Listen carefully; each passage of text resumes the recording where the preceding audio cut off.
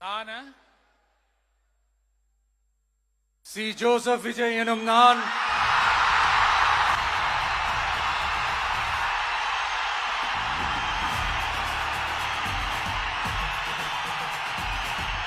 சட்டப்படி அமைக்கப்பெற்ற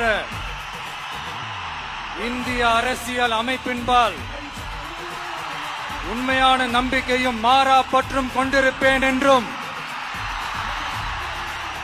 இந்திய நாட்டின் ஒப்பில்லாத முழு முதல் ஆட்சியையும் ஒருமையையும் நிலை நிறுத்துவேன் என்றும் தமிழ்நாட்டு அரசின் முதலமைச்சராக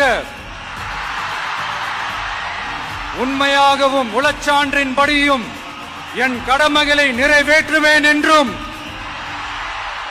அரசியல் அமைப்பிற்கும் சட்டத்திற்கும் இணங்க அச்சமும் ஒருதலை சார்பும் இன்றி விருப்பு வெறுப்பை விலக்கி பலதரப்பட்ட மக்கள் அனைவருக்கும் நேர்மையானதை செய்வேன் என்றும் ஆண்டவன் மீது ஆணையிட்டு உறுதிமொழிகிறேன்.